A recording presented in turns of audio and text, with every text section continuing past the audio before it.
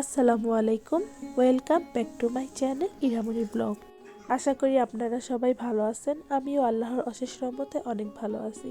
তো মুন্সিগঞ্জের মাইয়া আর আমি আমাদের বিখ্যাত আলু গাছ দেখাবো না, তাইলে তো হয় না, তাই না? তো এখন তো শীতের সিজন, এই শীতের সিজনেই এই কিন্তু সরিষা ফুল দেখা যায়, তাই না? আর পুরো চকের মধ্যে একটাই সরিষা ক্ষেত ছিল। তো ভাবলাম যে আপনাদের সাথে শেয়ার করি। আর হ্যাঁ, আমি একটু অসুস্থ, এই জন্য আমার ভয়েস একটু শুনতে খারাপ লাগতে পারে, তাই আপনারা কিছু মনে করবেন না।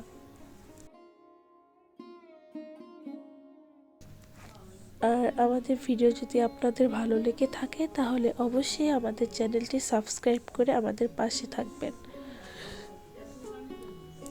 তো সারা বছর কিন্তু এই সরিষা ফুল দেখা যায় না, এই সিজনে এই সময়েই সরিষা ফুলটা একটু বেশি হয়, মানে সরিষাটা চাষ করা হয়। আর সরিষা ক্ষেত যেখানে, ওইখানে মানুষের আকর্ষণ বেশি থাকে। আর এই সরিষা ক্ষেতটা ছিল পুরো চকের মাঝখানে, সবুজের মাঝখানে হলুদ ছিল, দেখতে কি যে ভালো লাগছিল।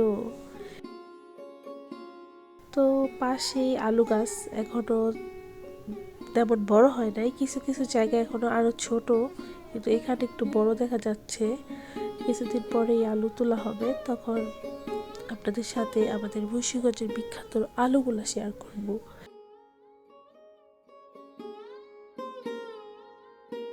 আর ওই যে দূরে দেখা যাচ্ছে কুয়াশা কুয়াশা, হালকা শীতের সিজন, এই জন্য।